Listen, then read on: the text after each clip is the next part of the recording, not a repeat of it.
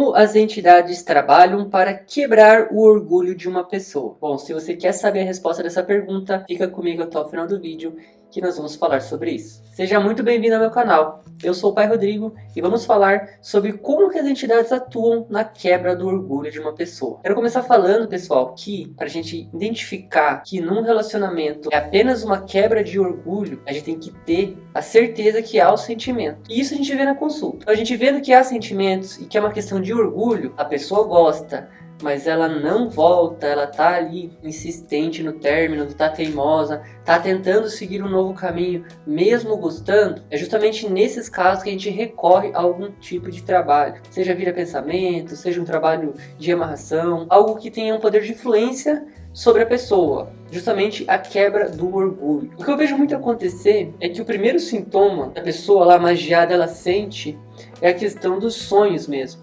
Ela começa a sonhar mais com você, seja sonhos positivos, sonhos um pouco mais quentes. Sabe quando você acorda na noite ou pela manhã com saudade da pessoa e até tenta voltar no sonho muitas das vezes e não consegue? Esse é um forte indício que tá havendo sim a quebra do orgulho. Porque o sonho é uma forma indireta da pessoa ela ter sentimentos. Então assim, quando a pessoa deita, quando ela descansa, né, quando ela vai fazer a hora de repouso dela ali, quando ela adormece mesmo, o espírito ele se desprende do corpo, né? E a partir daí, a alma dele se desprende ao corpo, a gente consegue sim fazer um encontro entre vocês, justamente por haver os sentimentos. Então quando são almas afins, né, as pessoas que se gostam, têm afinidade, pode sim haver um encontro espiritual entre vocês através dos sonhos. E o que eu vejo muito acontecer? A pessoa que faz um trabalho aqui comigo, uma filha, um filho da casa, que passa a sonhar também com a pessoa amada quando inicia um trabalho.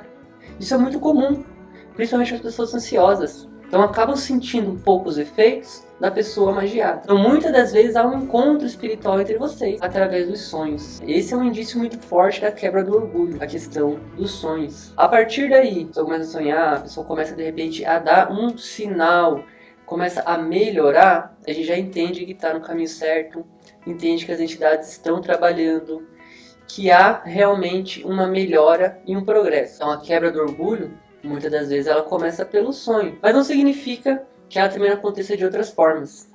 E uma outra forma que eu vejo muito acontecer a quebra do orgulho é justamente quando você dá um pouco de espaço à pessoa, quando você para de ter as atitudes que você já vinha tendo, seja correr atrás, seja se vitimizar muitas das vezes, e você procura mudar a sua postura. O simples fato de você mudar a sua postura já coloca você numa situação de mudança perante a vida, perante o momento que você está passando. Quando você começa a mudar realmente, a vida começa a trabalhar, a espiritualidade começa a trabalhar, encaixar as peças para ver sim a oportunidade de vocês novamente se encontrarem, sabe?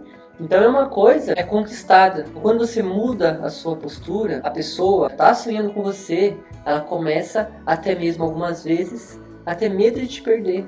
Começa a notar essa mudança e começa a dar valor. Então são pequenas coisas que com o passar do tempo a gente vai vendo, né? Pequenos indícios que a gente vai acompanhando, vai olhando durante esse processo, que nos mostra a questão da quebra do orgulho. O que a gente precisa realmente quando inicia um trabalho? Que haja um contato, que haja uma aproximação.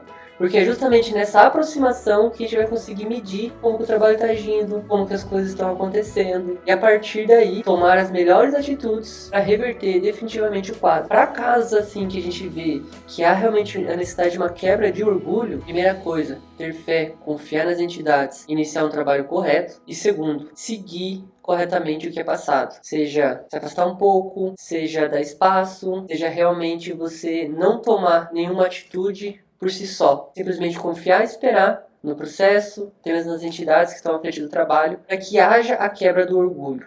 Novamente falo, não é uma falta do sentimento. A gente está trabalhando aqui com orgulho, com coisas racionais.